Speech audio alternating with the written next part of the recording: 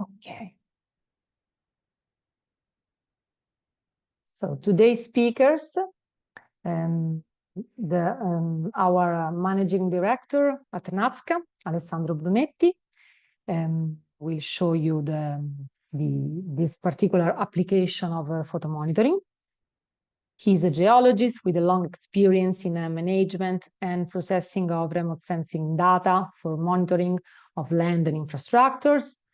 And if you joined the other webinar, you already know me. I am Vera Costantini. I have a background in satellite data analysis and managing of Earth observation project, and I am business developer and project manager at NHAZCA. The agenda of today, I'm going to introduce NHAZCA for the people who don't know us, and what is photomonitoring in general. And then we are going to explore the particular application of today, tunnel convergence, and with the whole workflow, and also a particular case study.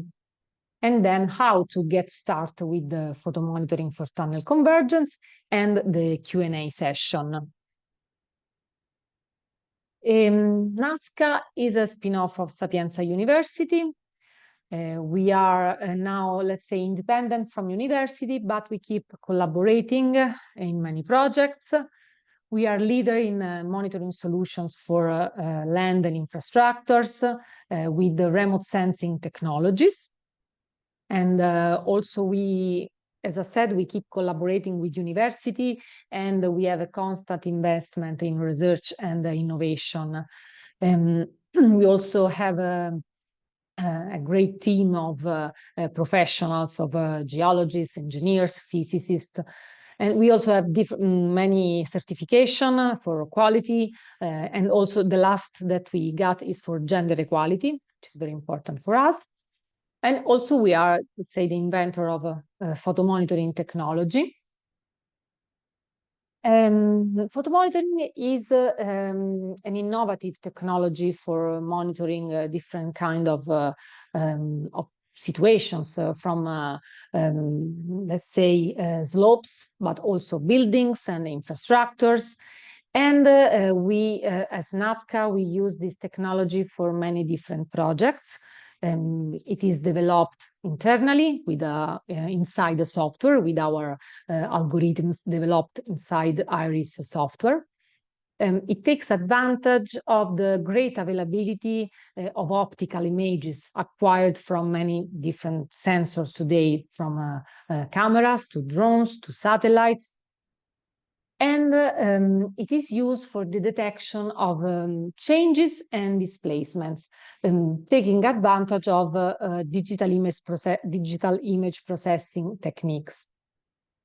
And also it operates at different scales.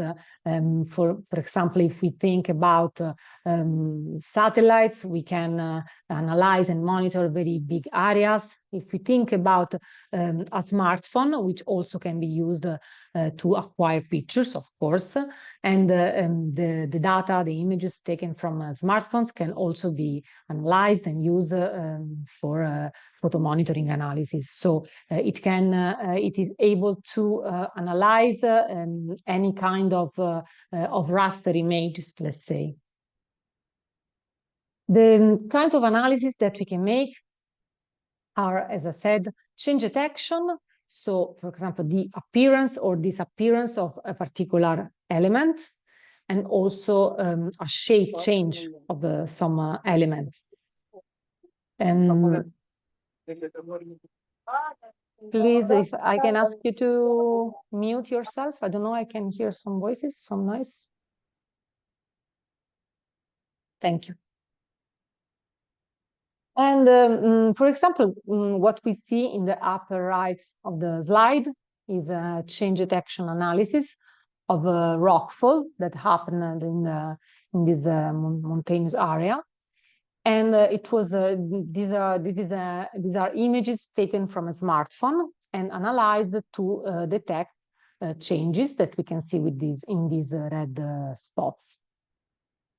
Displacement analysis is analysis of everything that moves translations, rotations, deformation in the area analyzed.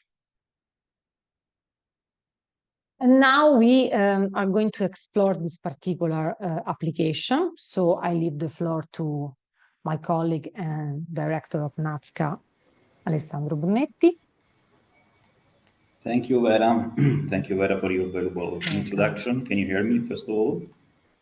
Yes. Okay, great. So nice to meet you all. We have attendees from different regions all over the world. So an heartfelt thank you all for attending this webinar. As already Vera introduced me, I'm Alessandro Brunetti, Managing Director of NHAZCA, with a background in engineering, geologies, and long-term experience in the application of remote sensing technologies for applications in geotechnical structural monitoring in general. So now I'm going the screen so that we can start with some,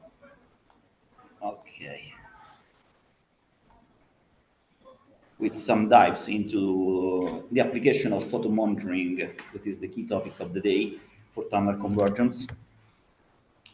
So first of all, let's start with why we need to monitor convergence, which is the need. First of all, we have to say that measurements are taken during the excavation of the tunnel to assess the strain induced by the stress reliefs of the rock mass due to the excavation itself. And we know it's physiological, yes, but it's crucial to determine whether it remains within some acceptable limits which are defined by the design engineers or not. So basically, it helps us in detecting potential issues early before any triggering potential critical events, for also to ensure the safety of the operators, to prevent major issues like collapses, like the one that are depicted in these images, and to ensure the matching between the design and the actual deformation inside the tunnel, and also guiding the need for any variation or adjustment of the design in terms of primary support of the tunnel. So it is, especially the last three bullet points are a key part, a crucial part of the so famous observational method conceived by Professor Pietro Lunardi and also illustrated in his book titled Design and Construction of Tunnels. And there is a specific section which is titled The Interpretation of Convergence Measurements that is specifically dedicated to this part, and also how to adjust the design based on the actual behavior of the tunnel, so deformation. Which are the traditional methods for convergent monitoring? But first of all, the typical method, the most common one, let me say, is the topographic monitoring. So a total station is temporarily positioned on a tripod on the ground floor inside the tunnel, daily, weekly, depending on the specific needs and on the design specification again, to get the 3D coordinates of some optical targets. Typically, there are 5 optical targets, which are installed on sections, on predefined sections, again defined by the design engineers at different stages. So, in the post-processing, displacement results can be retrieved starting from the 3D coordinates in absolute horizontal or vertical displacements, or also relative displacements between target, like in this picture here. And this is sometimes it may happen that targets are damaged by the work in progress. There are a lot of machineries passing through the tunnel, and sometimes the optical targets may be moved, for example, like in this case. This is a typical example of what we have seen, for example, by our photomonitoring system, also in the case and the site that we will see later as a practical application. Of course, it is a typical effect of any object that has to be installed inside a so complex environment with a lot of traffic, a lot of activities, a very, very complicated environment. So, how works, on the contrary, photomonitoring? Basically, we made it easy. So basically, you have to receive a kit for installation of the equipment. You receive it, you can install it by yourself, connect to the internet, and we care the setup remotely for you. So the first setup of the camera, of the system. You can start collecting images with the system and at the desired sampling rate. So any sampling rate can be predefined. Can go down to some minutes, a few minutes, up to hours, half an hour, so as much you want. And once it is connected to the internet, you can start with data transmission. Images are broadcasted to the NHAZCA data processing center, where they are processed with some advanced, by our advanced photomonitoring algorithms, allowing to get displacement analysis, which are delivered by a web platform or reports, PDF, the way you want. And once the camera is installed, this is what we can see. This is the real environment, that the real scenario that we have, that we can see. As again, it is a very complex scenario with a lot of machineries and site working activities with dust, noise, different lighting condition, a lot of stuffs like that. And this is the raw data that we use to measure convergence by photomonitoring. This may give also an idea of the effort that we put to enable this type of raw data to provide reliable data in terms of displacement for structural monitoring in this case. But also, it is very interesting and also a very valuable data for the photographic documentation of the ongoing works, useful, for example, for the designers, for main contractor to check the work in progress, like a webcam, let me say, but also to identify any triggering condition for convergence that may be useful for the interpretation of results that we see, that we get with photomonitoring. So during all the heating phase of the excavation phase, photomonitoring may follow the progress of the work. Okay, so at each new heating, a new analysis mask is also used, can be defined like the one represented here in this picture, to add the new area that were not visible before because the excavation phase was not yet excavated again. Okay, so as soon a new area, a new portion of the tunnel becomes visible to the sensor that is installed in the tunnel, it may be monitored. It becomes a suitable target for monitoring without installing any additional device or equipment or target. When the camera becomes too far from the face, because the excavation progress, and we are approximately, let me say, 30 to 40 meters, it depends also on the diameter of the tunnel, the camera is moved ahead, so toward the excavation force. But the portions of the tunnel, which are again still visible from the new position where we installed the camera, they can be recognized for monitoring continuity. Okay, because we have developed some algorithms allowing for that, so we don't miss that points that or areas that are still visible in the new position of the camera can be still monitored. We will see later how. And another key point and competitive advantage of this technology is that it allows also to monitor the unsupported sections. So the one before the position of ribs, so just after the excavation, a few minutes or a few hours after the heading of the face, or to monitor also the ribs, for example, that have just been installed after the heating itself and before applying the shotcrete. This is the period where most of the formations occur, and very often with some conventional technologies like the one that I mentioned before, topographic, but there are also other systems, contact systems like fiber optics, strain gauges, etc. They have to be installed, and so it needs time. So they have to be connected with cables sometimes, and it takes some time. In that time, a large part of the deformation of the rock mass already occurred, and so they are missed.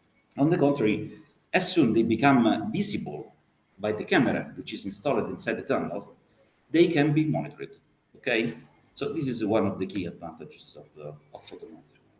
But what can we monitor with photomonitoring? Like in this scheme, in this representation, we can monitor horizontal displacements and vertical displacement. So basically, digital image correlation, the technologies that, as mentioned Vera in her introduction, allow us to track the movement, the position of objects falling into the image plane and to assess where they go in the image. So how do they move? So it allows, again, to get horizontal and vertical displacement. And all the visible portion of the tunnel and also the lining, of course, can be monitored. So they allow, this is a technology allowing for a full field displacement, okay? And this is another advantage with respect to conventional ones that are installed on specific sections, even if they are the one decided by the engineers. But it provides a more continuous in the space monitoring, okay? Full field displacement. Of course, all the other directions of movements can be retrieved by starting from vertical and horizontal displacements just by vectorial decomposition. Okay, but how do we set up the camera in terms of software, and how can we convert what we see in terms of pixel or pattern tracking in a metric system, in millimeters of displacement? We have developed for that a specific optimization algorithm that we use to estimate the position of the camera inside the tunnel, specifically the position, but also the orientation. And how we do it? We do it by collecting some very basic information during the installation phase, such as the tunnel geometry, so the dimension and the shape, the diameter and the shape of the tunnel, and also a small series of some distance measurements from the camera point, setup point, and some object or point that we can recognize on the image, so to estimate again the position of the camera, and retrieving a three-dimensional modeling like this one that I showing in the slide. There is a movie allowing you to see how we get the results.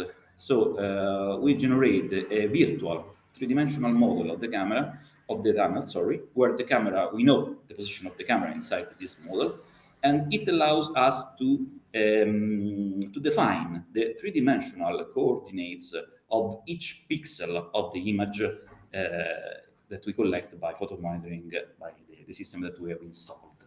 And starting from this information and from this model, and knowing the 3D coordinates of each pixel, we can switch between a pixel analysis, because the IC starts from a pixel analysis, okay? So the results that we get is how many pixels an object is moved inside the image, to a metric system, so to millimeters information, okay?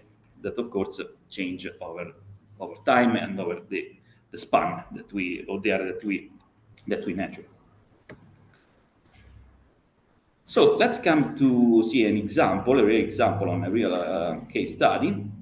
So for courtesy of Valfabrica, Carl, and Donati Basics, we can show these results where we successfully adopted this technology to monitor the convergence by photomonitoring.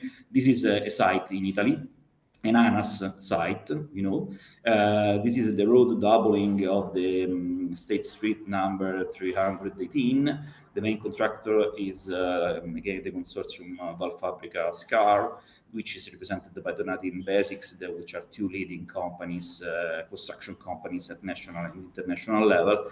And the project includes, among others, also the construction of two main tunnels. First one is the Picchiarella Tunnel, approximately 900 meters long, and the Casa Castalda Tunnel, which is approximately 1.5 kilometers long, and is the one where we applied photomonitoring for tunnel convergence.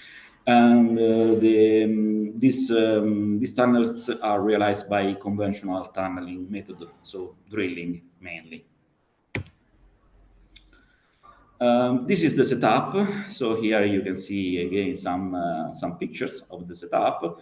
We use in this case a couple of DSLR cameras, 24 megapixel, and we use the two sensors. I will explain why later, and which were installed on the left and on the right side of the tunnel, and they were connected to a Wi-Fi bridge so that we're able to manage data, to control the camera remotely, and also to transfer the data to our control room for data analysis.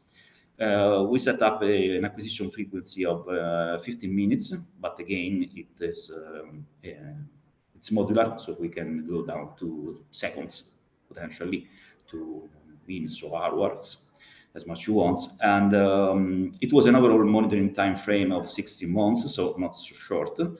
And the distance from the excavation phase was ranging between 50 and 40 meters. As I already said, at a certain distance, we have to move the camera ahead to come closer to the excavation phase, because otherwise it is too far. And the total monitored tunnel length was 240 meters.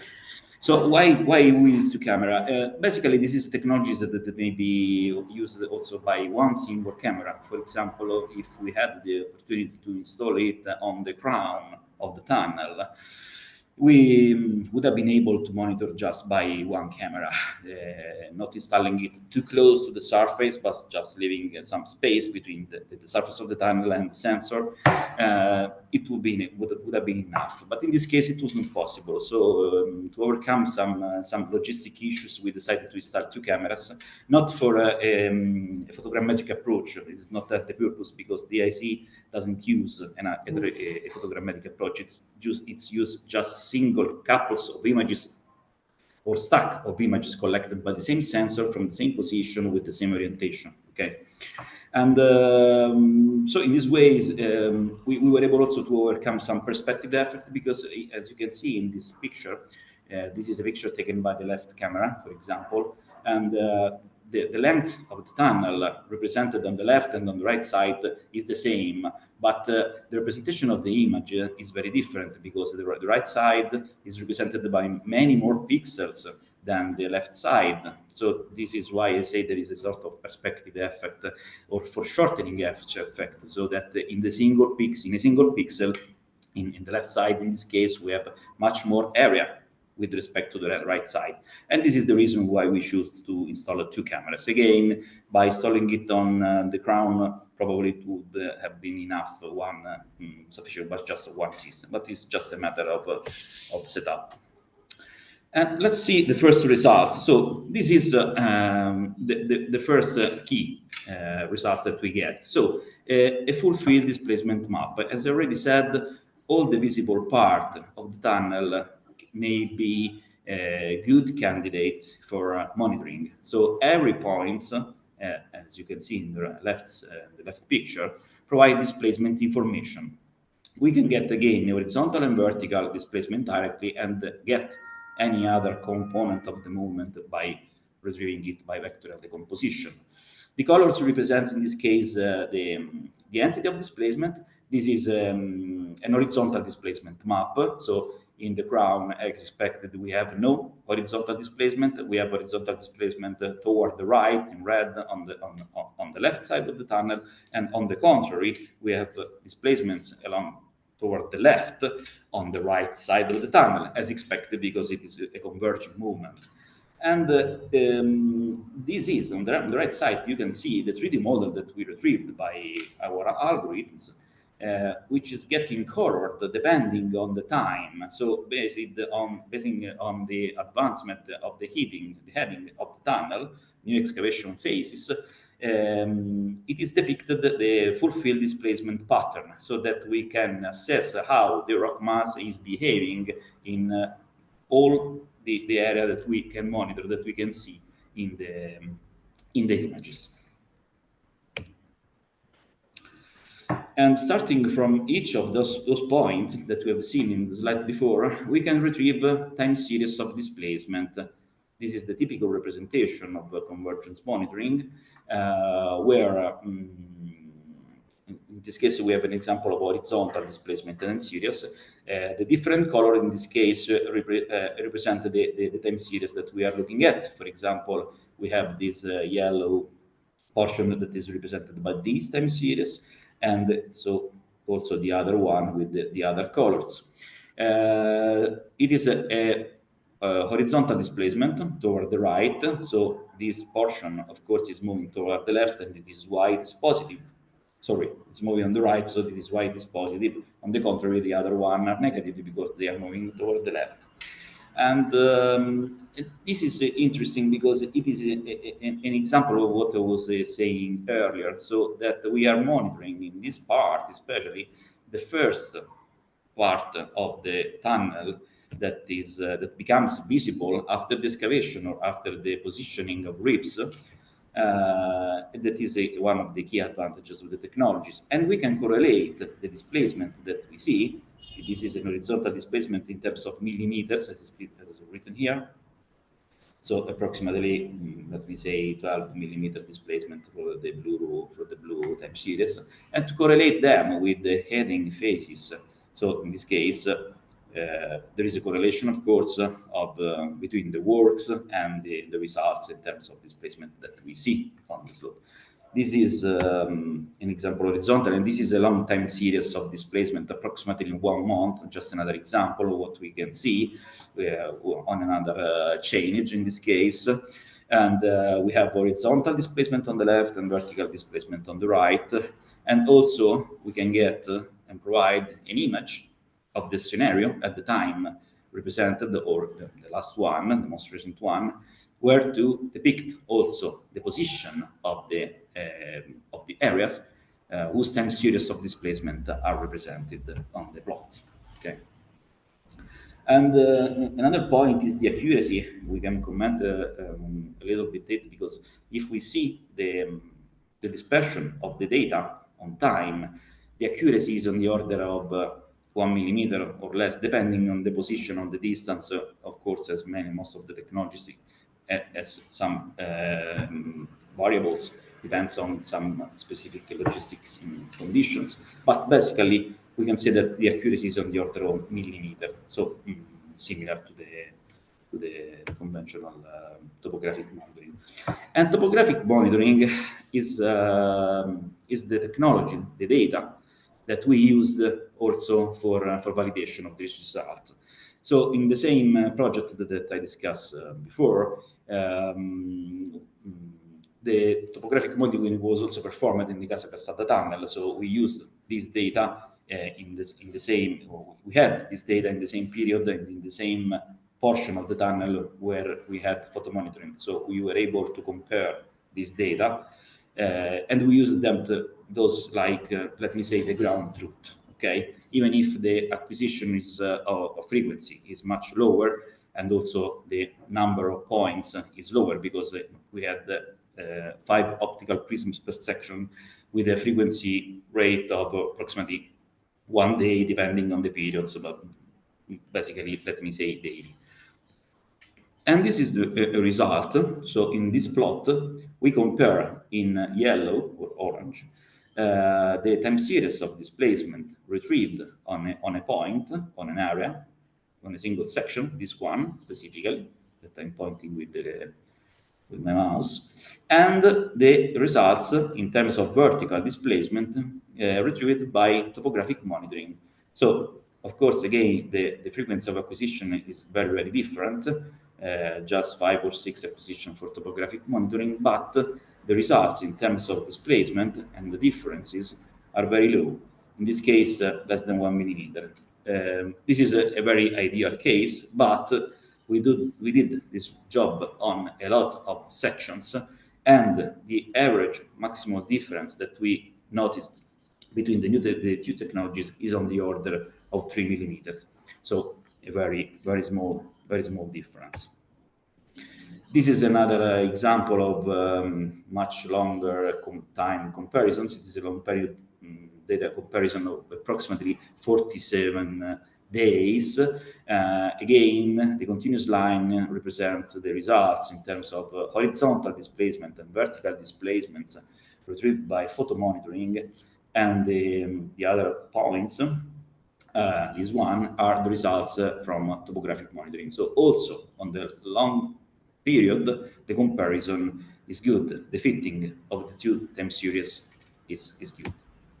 So let's come into the conclusions. We can say that the key competitive advantage of photomonitoring may be summarized in what follows. So first of all, no need of installation of any additional target on the surface. We have seen that sometimes this target may be damaged or can be moved by work in progress, and it is a limitation, of course. We can get full field monitoring. We have seen a full field displacement map on the wall portion of the tunnel that is visible from the installation point. We can provide continuous high frequency monitoring because the camera is positioned in a fixed point of the tunnel. It is connected to the internet and can get minute sampling rate images. And it is also suitable in case of needs to enable early warning, because we can set some thresholds, for example, on the analysis, which are performed automatically on the images, to get some early warnings in case of deformation over threshold defined by the design engineers.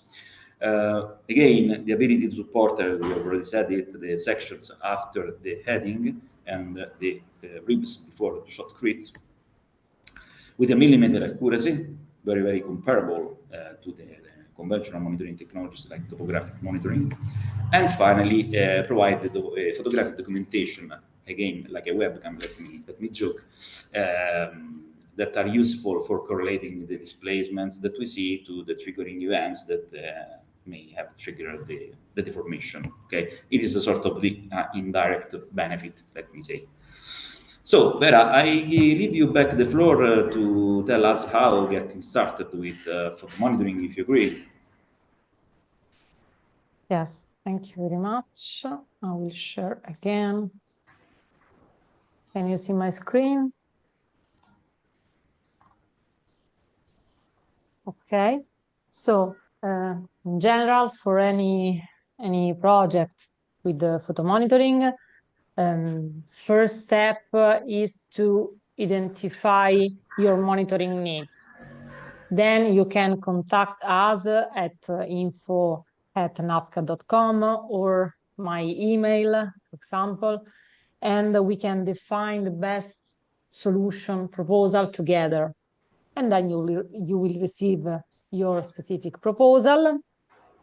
Of course, if we talk about, in particular, this application, tunnel convergence, get ready to answer some particular questions.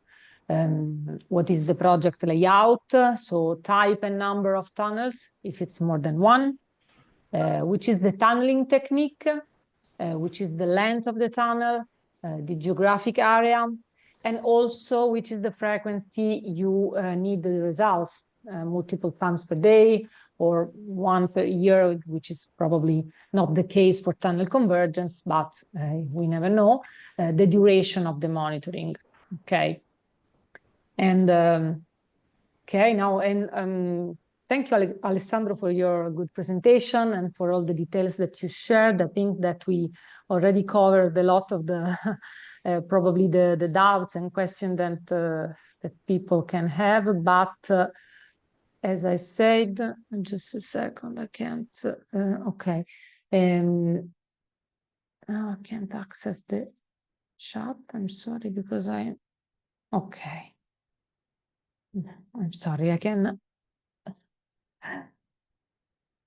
Okay, I'm trying to open the chat again just to see. Okay, to read some of your questions. And The first question is, do you provide instructions for or guidelines to set the proper location to install the camera? And yeah, I guess I can say yes, we provide all the instruction and also remote support if when necessary. And so I don't know if you want to add something. No, this is the right answer. We provide instructions on how to install physically the system, which height. It depends, of course, on the type of tunnel, the dimension of tunnel, and so on. So that based on the characteristic of the scenario, and by answering the question that you have illustrated in your last slide, we will be able to assess it and to provide information regarding that to our clients to do that by themselves, and of course we will support them by remote, and we will take care of all the software setup so that no other skills are necessary to set up the camera. Okay. Another question. Thank you for the interesting presentation, and thank you for joining us. And is our assumption correct that with the photomonitoring you don't measure the extrusion of the front? Yes, it is right, because by photomonitoring, as we said in the beginning, we can measure the displacement along the image plane, on the image plane. So convergences are happening and occurring on the image plane because we can see the sections. But the extrusion of the front is just along the line of sight, so perpendicular to the plane where we can measure displacement. That is why we can underestimate significantly this type of data by photomonitoring. So it's useful, very useful for convergence, but not so good for extrusion measurements. Okay. There's another question. It is very long. I think, Alessandro, maybe it's better if I share the screen with the questions because they are not a lot. And if you can see, as I see, cameras are installed onto the tunnel primary lining at a distance of 15 to 40 meters from the front. Yeah. But how can we assure that cameras do not experience some subtle movement due to residual convergence? Are these residual movements considered on the calculation of movements of every pixel? Yeah, this is a very good question. Thank you so much. Very technical question. Yes, we have developed some the algorithms that allow us to estimate the position of the camera, as I said in a slide of mine, to assess the position, the orientation, and it is based on the assumption of distance between the camera and some of points that we see on the scenario, and also on the change where the camera itself is positioned. So we can compensate some small movements of the camera due to convergence, and we can remove it. So we can consider it to replace, not to consider and to filter by the analysis that we do.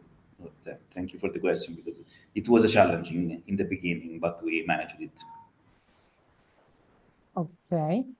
And the last one that I can read in the chat is, you have compared performance with a stationary total station, and how does the feature compare with the width, I think with larghezza, that of a scanning total station? I don't know if you understood. Maybe I will share. I don't know if you can see the question, Alessandro. Is this? Can you see it?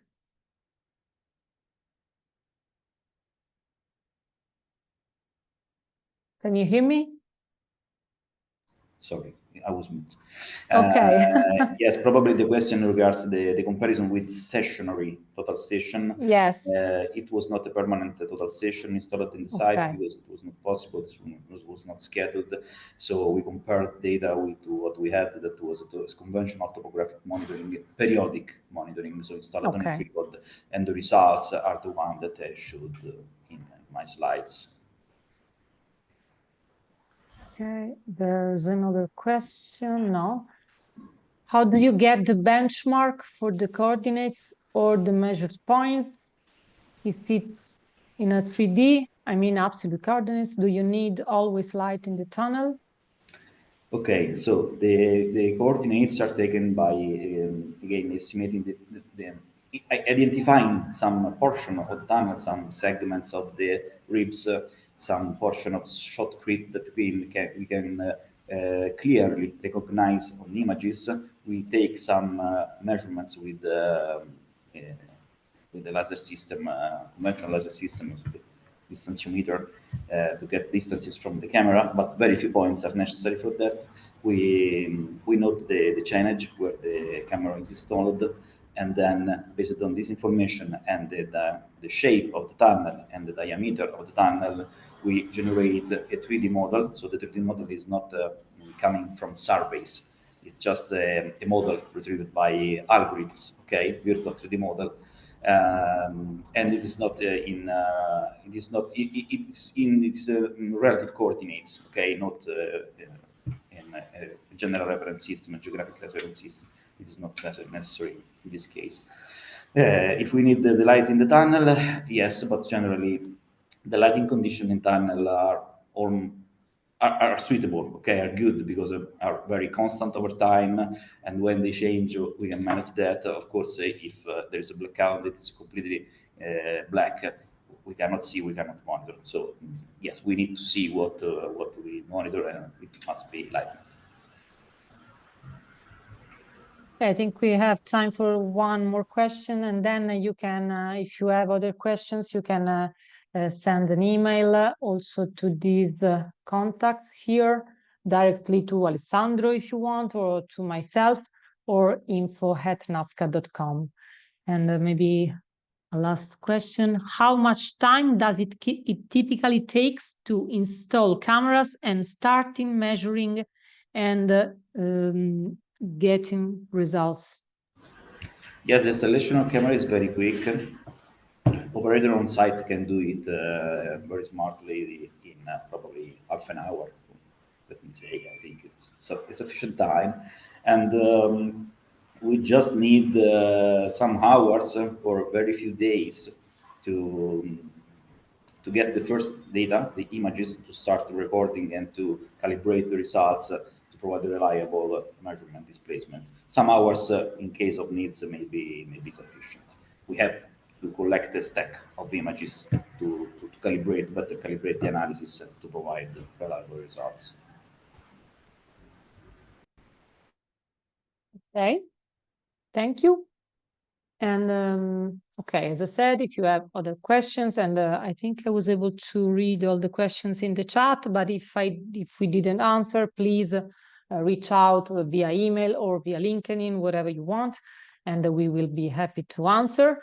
And thank you everyone for joining this webinar. We are going to organize another one very soon with another application about photomonitoring.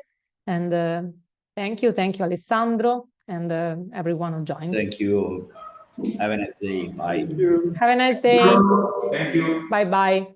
Bye. Thank you very much. Thank you. Bye-bye. Bye. Bye. Have a nice days. So much. Thank you. Bye.